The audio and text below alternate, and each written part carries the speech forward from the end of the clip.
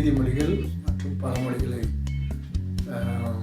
இணைத்து சில வேத வாக்கியங்களை நாம் தியானிக்க போகிறோம்.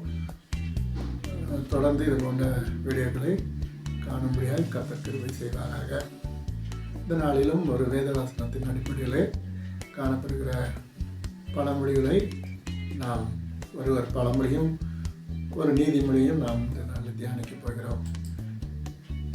நீதிமொழிகள் 20ஆம் அதிகாரம் 20ஆம் வசனத்திலே, தன் தகப்பனையும் தன் தாயையும் தூசிக்கிறவனுடைய தீபம் காரிருளில் அணைந்து போகும் என்று சொல்லப்பட்டிருக்கிறது.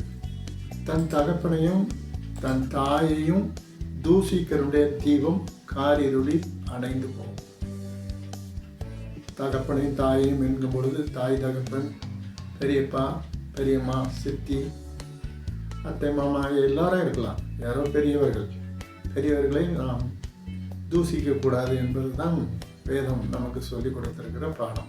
நீதிமொழிகள் 20ஆம் அதிகாரம் 20ஆம் வசனத்தில் நீங்கள் பார்ப்பீர்களானால், தன் தகப்பனையும் தன் தாயையும் தூசிகளுடைய தீபம் காரிருளில் அணைந்து போகும். பெரியவர்களுடைய வாழ்க்கையிலே நாம் மிகுந்த ஜாக்கிரதையுள்ளவர்களாக இருக்க வேண்டும். அவர்களை தூசிக்கவோ நிந்திக்கவோ அல்லது நிந்தனை செய்கிற காரியங்கள், அவமதிக்கிற காரியங்கள், கீழ்ப்படியாமை, ஆலோசனையை கேளாமல் நடப்பது, தவறாக பேசுகிற காரியங்கள் அல்லது திமிர் வார்த்தை, நிந்திக்கிற காரியங்கள், தூசணம் பேசுதல், தாய் தகப்பனை, இது போன்ற காரியங்களிலே நாம் செய்யக்கூடாது என்று சொல்லி நாம் நீதிமொழிகளிலே பார்க்கிறோம்.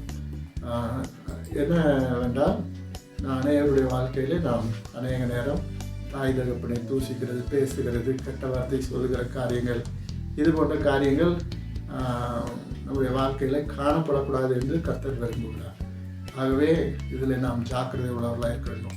தொடர்ந்து உபாகமம் 27:16 நீங்கள் பார்ப்பீர்களானால், உபாகமம் 27ஆம் அதிகாரம் 16 வசனம், தன் தகப்பனையும் தன் தாயையும் தூசிக்கிறவன் சபிக்கப்பட்டவன் என்பார்களாக, ஜனங்கள் எல்லாரும் ஆமேன் என்று சொல்ல கடவர்கள் என்று வேதத்தில் எழுதி வைக்கப்பட்டிருக்கிறது.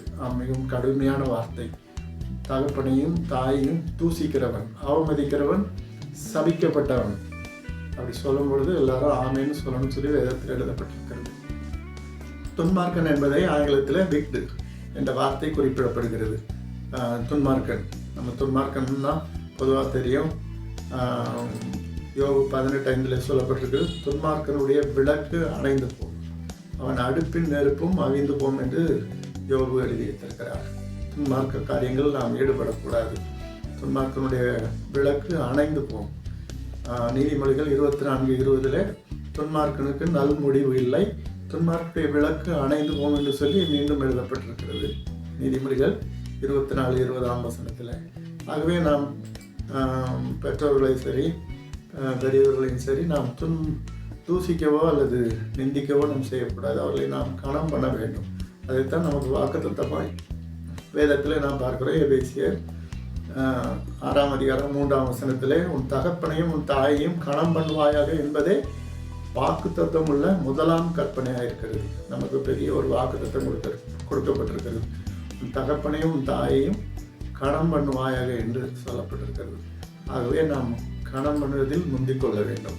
பெற்றோர்களை நிந்திக்கிற காரியங்கள், ரீப்ரோச் என்று ஆங்கிலத்தில் மார்க் 7ஆம் அதிகாரம் 10ஆம் வசனத்தில், எப்படி எனில் உன் தகப்பனையும் உன் தாயையும் கனம் பண்ணுவாயாக என்றும், தகப்பனையாவது தாயாவது நிந்திக்கிறவன் கொல்லப்பட வேண்டும் என்றும் மோசே சொல்லியிருக்கிறார். பழைய ஏற்பாட்டு காலத்தில் இருந்த ஒரு பெரிய கட்டளை, தாயும் தகப்பனையும் கனம் பண்ணணும், தகப்பனையாவது தாயாவது நிந்திக்கிறவன் கொல்லப்படணும் என்று சொல்லி எழுதப்பட்டிருக்கிறது.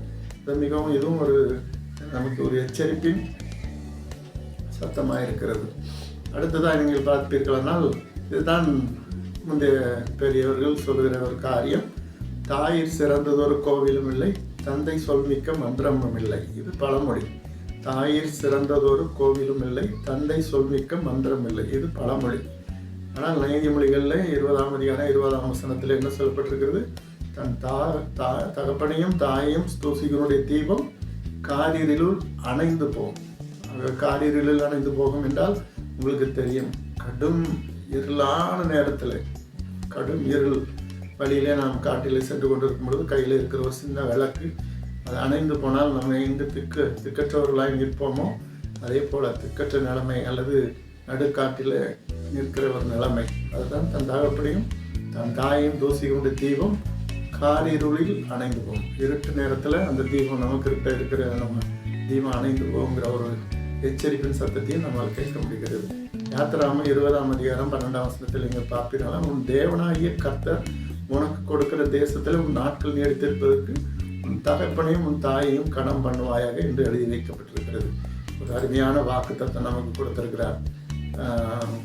உனக்கு கொடுக்கப்பட்டிருக்கிற தேசத்திலே உன் நாட்கள் நீடித்திருப்பதற்கு உன் தகப்பனையும் உன் தாயையும் கணம் பண்ணுவாயாக என்று எழுதப்பட்டிருக்கிறது.